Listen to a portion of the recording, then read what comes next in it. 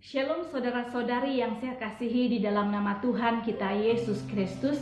Saudara, mari kita berdoa dahulu.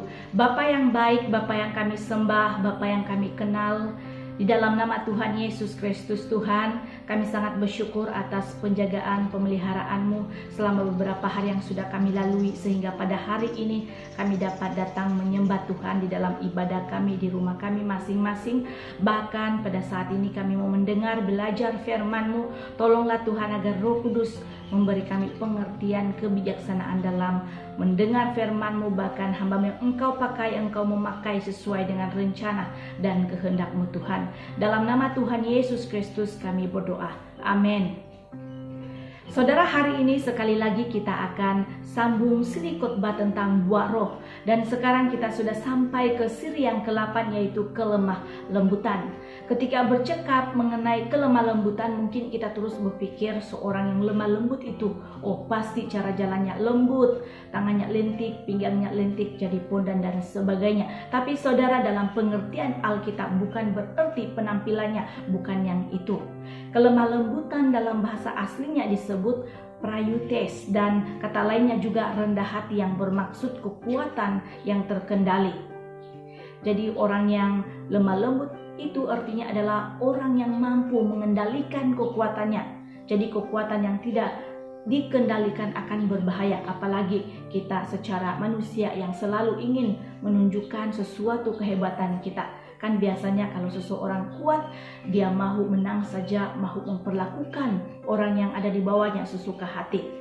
Arti prayutes itu adalah bagaimana kekuatan kita itu dapat dikendalikan. Kalau kita menonton film-film superhero, selalu salah satu ciri khas dari superhero itu selalu menyembunyikan identitinya. Film-film seperti ini sebenarnya ingin menunjukkan bagaimana mereka menjadi superhero karena dapat mengendalikan kekuatan, mengontrol kekuatannya. Saudara, ada satu tokoh dalam Alkitab yang tidak dapat mengendalikan kekuatannya, yaitu Simson. Simson dikaruniakan Tuhan dengan kekuatan yang luar biasa. Tetapi sayang, Simson ini akhirnya dikendalikan oleh kekuatan. Dia tidak dapat mengendalikan kekuatan itu sehingga kekuatannya itu membawa kehancuran kepada dia. Tetapi bersyukur karena di akhir peristiwa hidupnya dia sempat bertobat sehingga dia pakai kekuatan itu untuk memuliakan Tuhan. Sekali lagi saya jelaskan, lemah lembut tidak sama dengan orang yang lemah gemulai, bukan gerakan anggota badannya yang berliuk-liuk. Bukan itu yang dimaksudkan, tetapi kelemah lembutan di sini adalah sebuah sikap hati yang lemah lembut. Jadi bukan hanya sikap tubuh tetapi roh dan jiwa kita. Karena saudara, ada wanita yang lemah gemulai tetapi hatinya sangat panas dan dingin. Tapi apalagi lelaki, Anda harus menjadi lelaki yang lemah lembut tetapi bukan lelaki yang lemah gemulai. Dan yang paling penting lagi adalah lemah lembut tidak sama dengan orang yang lemah. Saudara, orang yang lemah lembut sebenarnya adalah orang yang kuat. Dia bukan orang yang lemah, bukan orang yang tidak berdaya, tapi punya satu kekuatan yang luar biasa, yang menopang. Karena itu buah kehidupan yang dihasilkan dari ilahi yang diproses dan terbentuknya perjumpaan kita dengan Tuhan. Orang yang lemah lembut di mana sekalipun punya kekuatan yang luar biasa, dia tidak perlu berusaha menunjukkan kekuatannya itu dengan berbuat kasar. Dia mempunyai sikap hati yang benar di mata Tuhan. Bahkan kadang-kadang dia akan mengalah. Kita lihat dia seolah-olah kalah, tapi penghujungnya mendapatkan kemenangan yang jauh lebih berharga. Mari kita lihat teks rujukan kita pada hari ini di dalam Matius 21 ayat yang ke-5. Mengatakan, katakan kepada putri Sion, lihat rajamu datang kepadamu, ia lemah lembut dan mengendarai seekor keledai beban yang mudah. Dikatakan di situ ia lemah lembut dan mengendarai seekor keledai. Keledai di sini adalah keledai yang jinak, bukan keledai yang liar yang melompat di sini sana, tandang sini sana kakinya, tapi seekor keledai yang jinak. Kata buah roh kelemah lembutan, kita dapat menjinakkan sikap hebat, kuasa kita, dapat mengontrol kekuatan kita itu. Jangan jadi orang-orang yang bila emosi naik lalu naik tangan, kaki tandang, itu ini. Saudara, inilah yang dikatakan orang seperti keledai liar. Yang dimaksudkan, yang dikatakan di dalam Ayub 39 ayat yang ke-8. Siapakah yang mengumbar keledai liar, atau siapakah yang membuka tali tambahan keledai jalang? Kita tidak mahu seperti keledai liar yang cepat bertindak dengan ganas, kasar. Tetapi saudara, kita mahu seperti keledai jinak yang dikatakan di dalam Matius bab yang ke-21 ayat yang ke-5 ini. Ia lemah lembut dan mengendarai seekor keledai beban yang mudah, yaitu keledai yang dapat mengontrol kekuatannya kuat tetapi taat kepada tuannya dan menggunakan kekuatannya sesuai dengan perintah penunggangnya. Saudara, keledai jinak itu melambangkan Tuhan kita Yesus Kristus yang dapat mengendalikan kekuatannya, kuasanya. Kita masih ingat ketika Yesus ditangkap, itu tidak mudah. Dalam konteks Tuhan Yesus punya kekuatan yang tidak terbatas, lalu pada waktu itu Yesus diperlakukan sangat tidak adil. Ditangkap seperti penyamun, ditangkap seperti penjahat, tetapi Tuhan Yesus dapat mengendalikan kekuatannya untuk tidak mempergunakan kekuatannya sesuka hatinya. Dia tidak mempergunakan kekuatannya demi menghancurkan kita umat berdosa ini dan demi menghancurkan musuhnya. Pada waktu itu dia tidak menggunakan kuasanya. Yesus tidak membalas saat dihina, direndah-rendahkan dan dicaci maki. Dia tidak membalas. Kalau kita melihat dalam Matius 26 ayat yang ke-67 hingga ayat yang ke-68 mengatakan, lalu mereka meludahi mukanya dan meninju-ninjunya. Orang-orang lain memukul dia dan berkata, cobalah katakan kepada kami, hai Mesias, siapakah yang memukul engkau? Ini adalah hinaan, ejekan, tapi Tuhan dapat saja bersabar. Dia tetap tidak mahu menggunakan kuasanya menghancurkan mereka. Saudara, seorang budak, orang bawahan, seorang hamba yang direndahkan itu biasa dibandingkan kapasiti seorang tuan itu direndahkan. Memang lebih berat lagi. Itu tidak mudah. Tuhan kita punya kekuatan, punya kuasa tidak terbatas, diperlakukan seperti seorang penyamun, seperti penjahat. Sebenarnya kekuatan Tuhan boleh saja dikeluarkannya pada waktu itu. Dia boleh gunakan kekuatannya itu, hanya cakap, mati kamu semua. Saudara, dapat saja mereka mati semua pada saat itu. Tapi Tuhan Yesus tidak melakukan itu. Dia dapat mengendalikan kekuatannya. Inilah makna buah roh kelemah lembutan. Walaupun dia punya kekuatan, sebenarnya dia sangat berkuasa. Dia punya posisi yang hebat. Ada hal yang boleh dia sombongkan, tetapi dia tetap dapat mengontrol kekuatan sehingga dia tampil sebagai orang yang lemah, lembut, dan rendah hati. Saudara, ciri lain dari buah roh kelemah lembutan juga adalah sikap yang mudah diajar dan mahu belajar. Ada satu pepatah yang berbunyi begini, di atas langit masih ada langit. Ini mendorong agar selama ada di dunia ini kita tidak akan pernah lihat, kita tidak pernah lihat berhenti dari belajar, yaitu tidak menyombongkan diri. Kita terus belajar, pengalaman hidup pun kita harus belajar, karena kehidupan tidak pernah berhenti memberi pengajaran. Saya masih ingat semasa kami retret hamba Tuhan yang saya pernah ikuti dahulu, saudara, di mana masa itu kami ada perbincangan kelompok. Kemudian hasil dari perbincangan kami itu dibentangkan. Lalu ada satu kumpulan menyebut keadaan tempat pelayanan yang mereka yang memiliki pemimpin yang kebanyakannya orang tua. Sejujurnya ada perasaan tidak berapa bebas melakukan perubahan ini itu, sebab sepertinya mereka rasa dikongkong saja, dikawal saja oleh pemimpin-pemimpin tua itu. Namun ada satu kalimat yang saya dapat belajar daripada salah satu respon dari kalangan pendeta yang sudah tua juga. Dia cakap begini, yang muda-muda harus juga belajar daripada orang tua. Kenapa? Karena kamu belum pernah jadi tua, yang tua pernah jadi tua. Dan ditambahnya lagi untuk adil, namun yang tua juga harus memberi peluang kepada yang muda.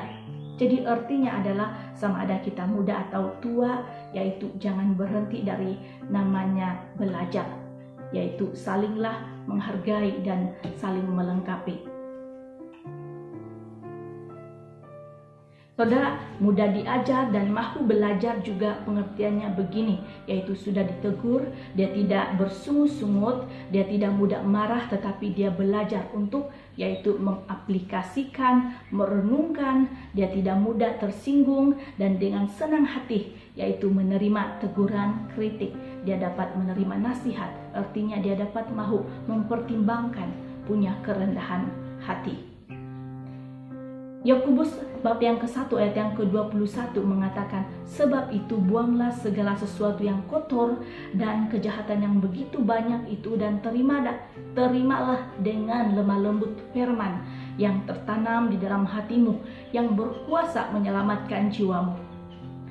Ternyata kita itu harus menerima dengan lemah lembut, yaitu terlebih kita sebagai umat Kristen, yaitu firman Tuhan. Kita menerima dengan lembut hati firman Tuhan yang disampaikan oleh alat-alatnya Tuhan. Firman Tuhan yang kita baca, firman yang kita renungkan, yaitu kita terima dengan hati yang penuh lemah lembut. Orang yang lemah lembut itu dia mahu mempertimbangkan, mahu dia menghargai pendapat orang lain, yaitu dia tidak egois.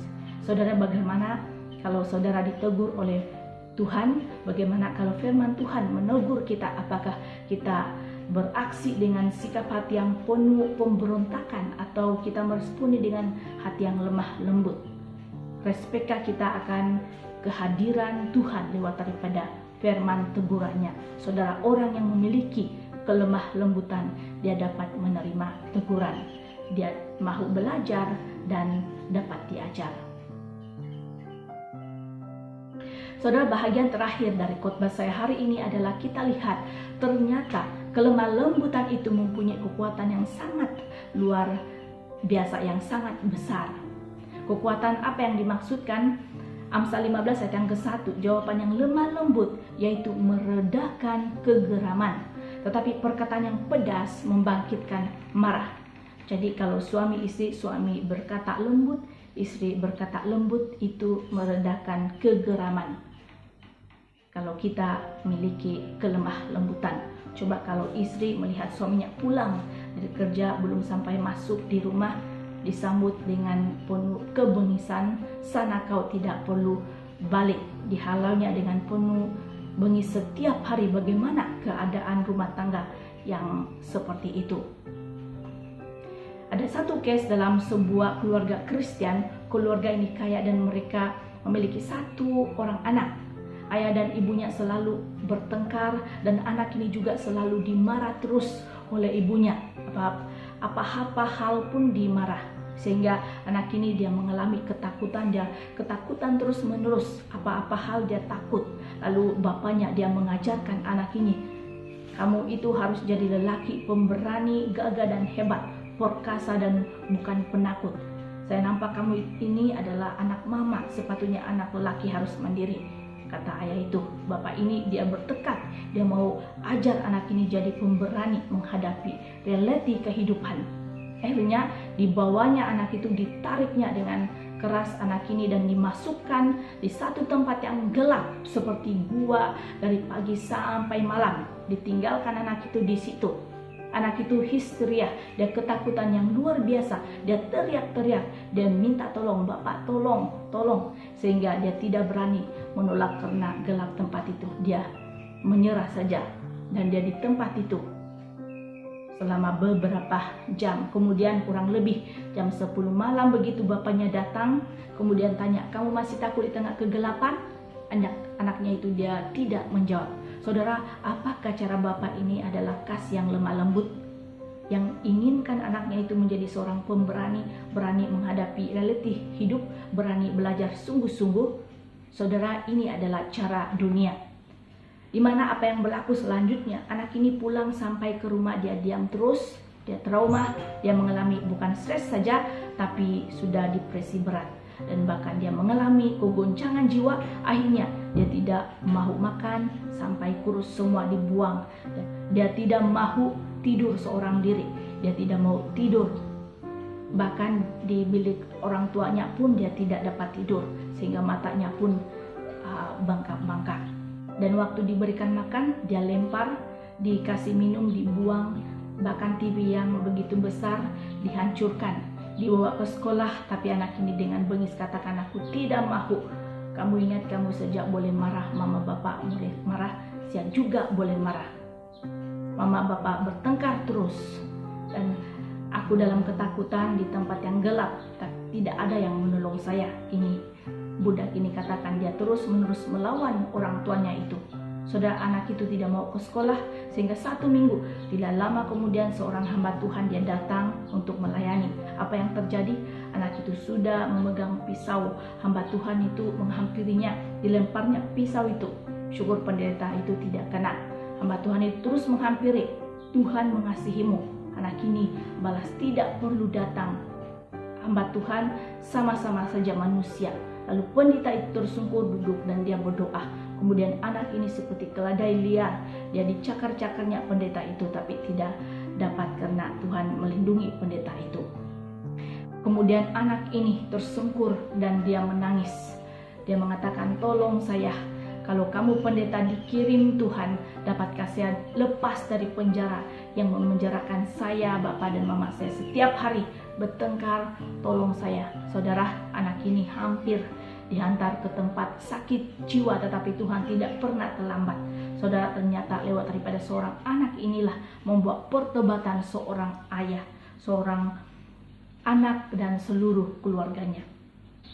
Dalam Galatia 6 ayat yang ke-1 mengatakan, saudara-saudara, kalaupun seorang kedapatan melakukan suatu pelanggaran, maka kamu yang rohani harus memimpin orang itu ke jalan yang benar dalam roh lemah lembut, sambil menjaga dirimu sendiri supaya kamu juga jangan kena pencobaan. Alkitab mengatakan kalau kamu mendapati seorang melakukan sesuatu yang salah arah, dosa, maka kamu yang rohani harus memimpin itu ke jalan yang benar dalam roh lemah lembut, tetap rendah hati sambil menjaga dirimu sendiri supaya kamu tidak kena pencobaan. Kata memimpin itu artinya memulihkan orang itu ke jalan yang benar dalam roh lemah lembut sambil menjaga dirimu sendiri. Kata memimpin di sini bukan bermaksud keluarkan dia, hina dia, terus menerus menghakimi dia, terus menerus kenapa kamu jatuh karena kamu mata keranjang, kenapa kamu jatuh karena kamu anak durhaka. Terus-terus ditekan, terus-terus dihentam. Tetapi saudara, haruslah memimpin orang itu supaya dia pelan-pelan tepat kepada sasaran. Karena itu kalau ada yang jatuh, siapkan tangan untuk mengarahkan mereka dengan roh yang lemah lembut. Antara kita di sini mungkin ada yang punya saudara marah, ada yang punya anak yang sedang jatuh, ada yang punya kawan yang sedang hilang arah. Tuhan pakai setiap tangan kita memimpin mereka dengan roh lemah lembut sampai ke sasaran. Jangan salah paham saudara, kalau engkau memiliki kelemah lembutan itu bukan berarti engkau orang yang tidak tegas terhadap kebenaran firman Tuhan. Bukan bermaksud engkau sedang kompromi, bukan, tapi Tuhan mau mengajar kita agar kita memiliki semua ketegasan juga ada, kelemah lembutan juga ada, dan rasa buah roh yang lain juga ada. 2 Timotius 2 ayat yang ke-25 mengatakan, dan dengan lemah lembut dapat menuntun orang yang suka melawan, sebab mungkin Tuhan memberikan kesempatan kepada mereka untuk bertobat dan memimpin mereka sehingga mereka mengenal kebenaran. Jadi kalau ada orang yang suka melawan, tuntun dia dengan lemah lembut, mungkin Tuhan akan memberikan kesempatan kepada mereka untuk bertobat dan pimpin mereka sehingga mereka mengenal kebenaran. Saudara, orang berkata kalau ada yang melawan kita, lawan juga.